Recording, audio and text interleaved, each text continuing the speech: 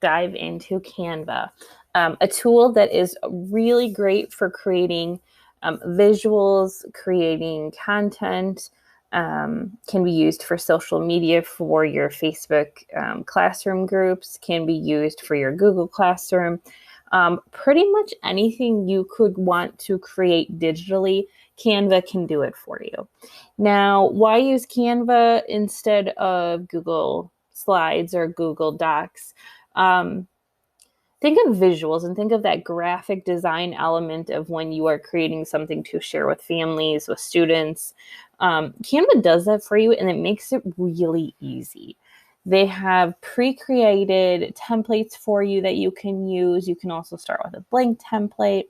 And then within that, they have text options. They have copyright-free images, just tons of stuff that you could use as an educator to bring more excitement to your classroom, set those expectations. Like, you could use it in every element of your classroom. So we're gonna dive in. Just want to preface, this PD is for teachers. You can use Canva with your students, but 13 and under do need a permission slip.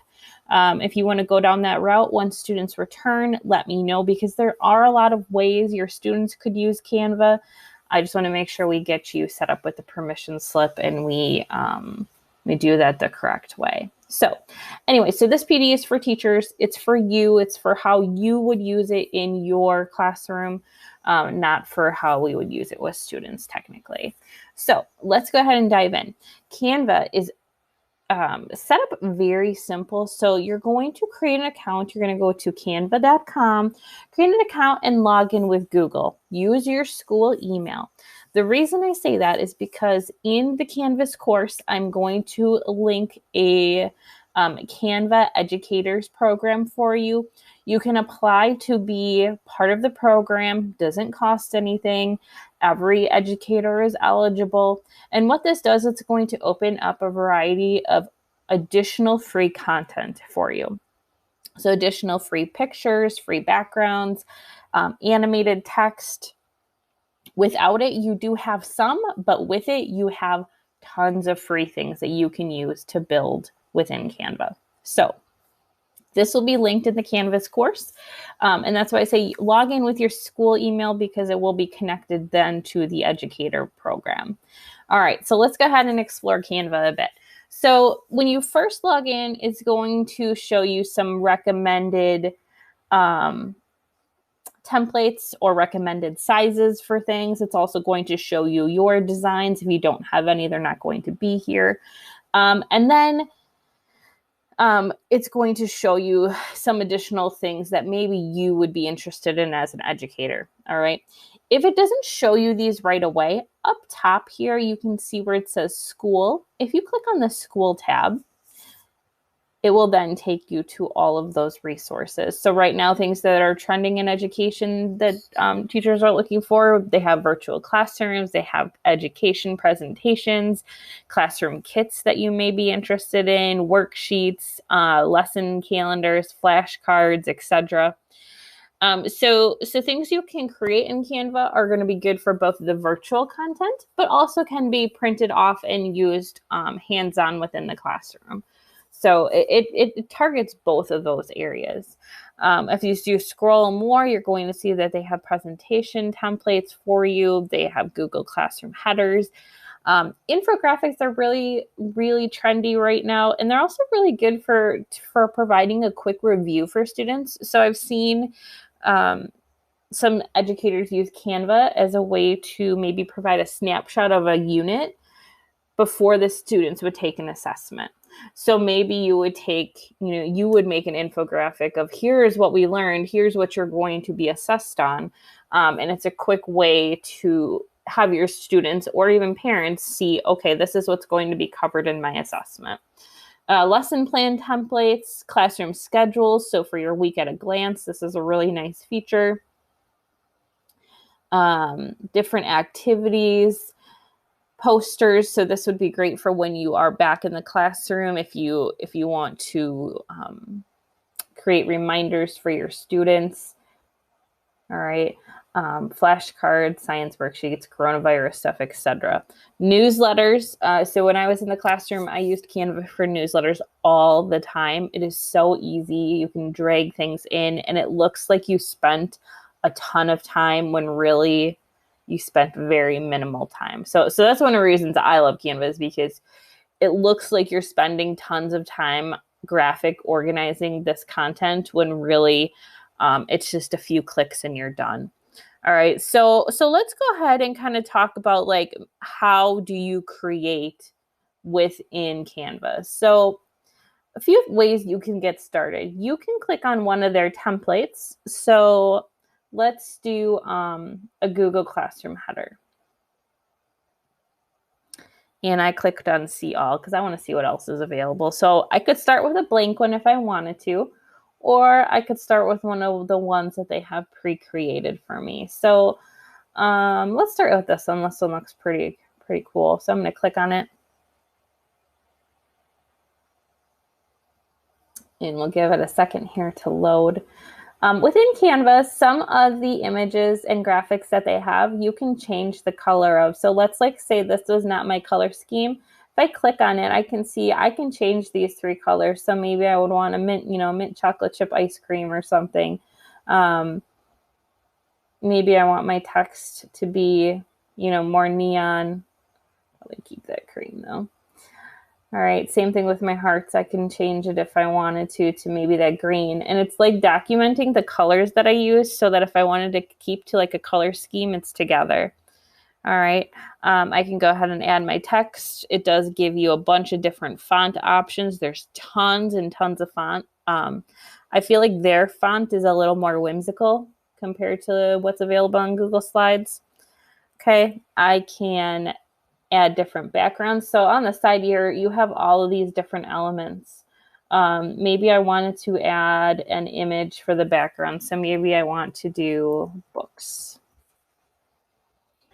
All right, let's see. I have some different clip art of books, but maybe I want book background. Just for like an English class. Mm-hmm. So it gives you different options here. This one's kind of neat. So then I can drag it. And it should. Usually you can drag and drop it. Let's see. Okay, one of the cool new features that they have though is like, let's say I wanted to use this in my piece.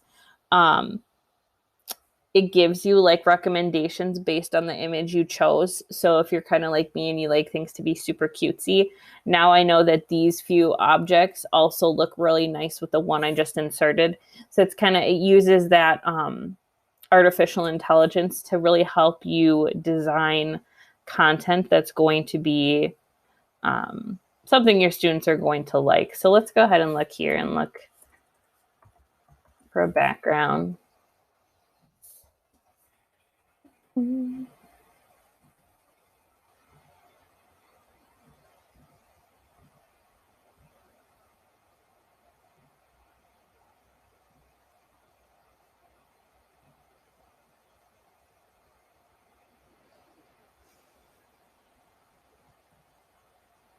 All right, so let's go ahead and bring that background in. Okay, and sometimes when you're designing, after you add a background, let's see if it does it. Yeah, so it recognizes that I put this photo in the background and it says like, oh, these colors may be nice to use within your design. So kind of a nice feature that it uses that artificial intelligence to really help you design something really quick. When you are finished with the piece that you have designed, you go ahead and hit download, and then you download it as an image and you can upload it to your Google Classroom as your header. Let's go and create one from scratch real quick. So let's say we wanted to create a parent Facebook post. Maybe you have a dress up day coming up in your classroom and you really want to make sure that on Facebook or however you're communicating with your parents, they're really seeing the content because it's rather important for them to see. So you're going to go ahead and I select an Instagram post just because it's the dimensions that I want.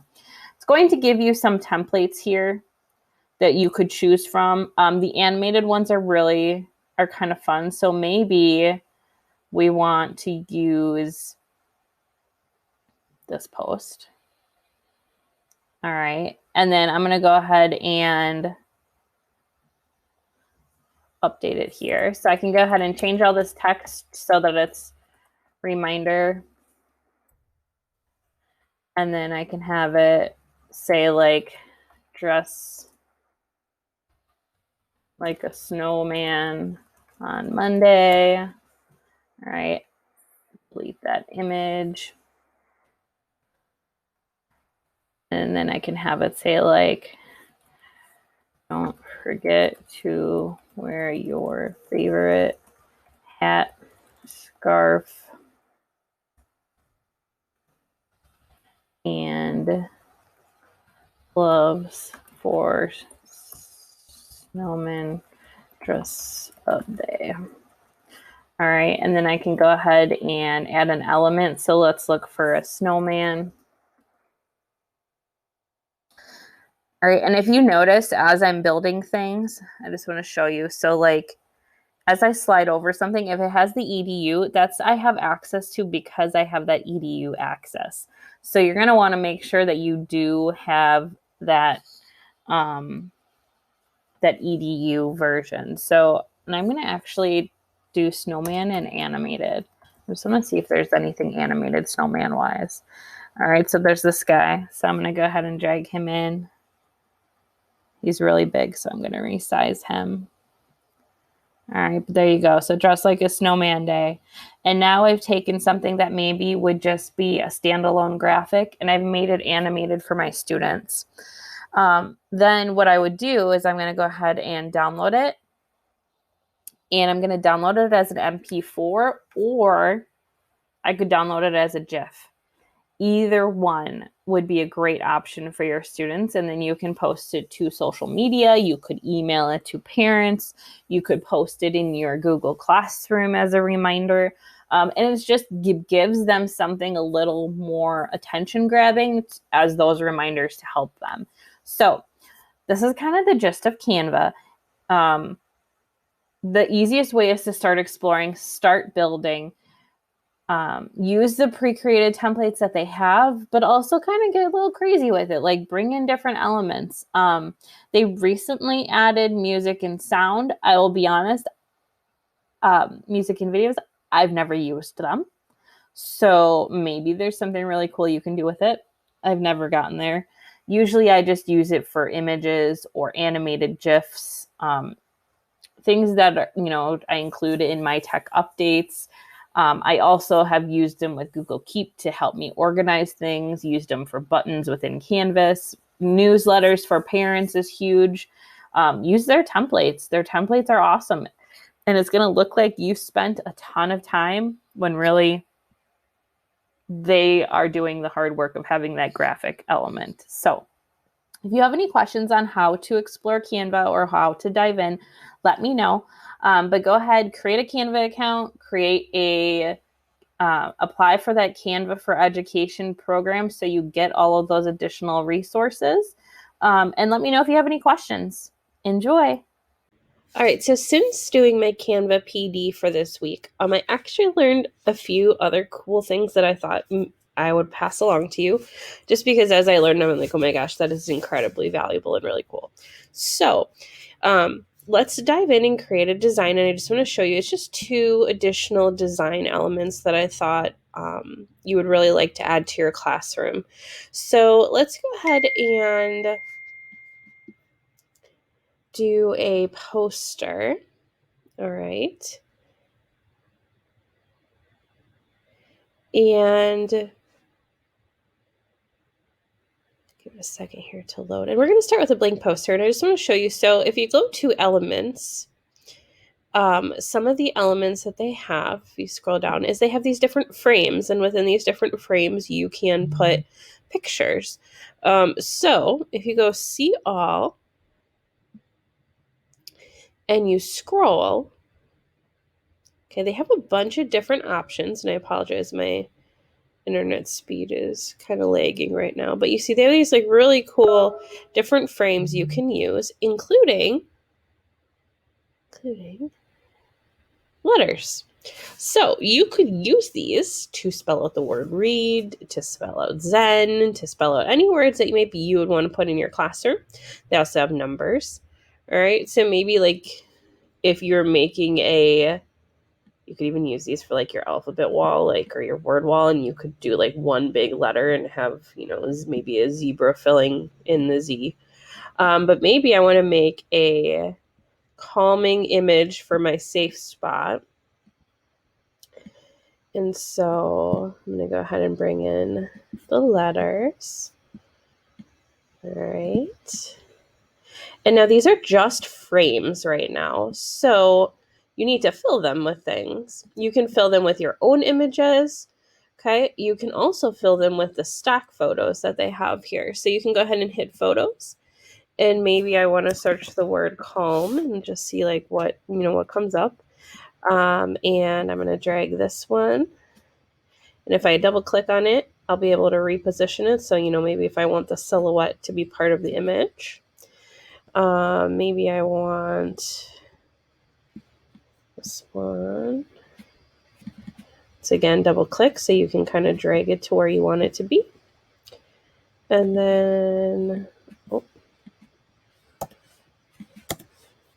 maybe let's do this one. And you want to make sure when you drag it in to position it so that the letter kind of illuminates in that blue color. All right, and now you have your images filled with, or your letters filled with the images. Another cool feature I want to show you, and I'm just going to exit these tools here, is you see down here where it says more with the 3 dots. You can go ahead and click on that, and they have tons of integrations within Canva, including Bitmoji. So you can go ahead and click on your Bitmoji. You can connect to your Bitmoji. So give me a second here as it's going to connect. Mm-hmm.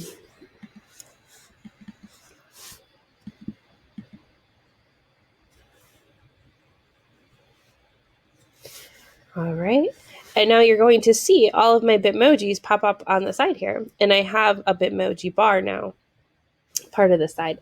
So, excuse me, if I were making something I want to send home with my students, so maybe I want, maybe a picture of me reading, or here's a good one, a pencil. I can go ahead and click it, drag it in, and you see it automatically erases the background for you. So if you were building, your Bitmoji classroom, all right. But it's kind of nice that it automatically integrates. It erases the background for you. You can see them all right here. Okay. If you have any questions, just let me know. But these are some additional tools within Canva that I thought were super beneficial. So enjoy.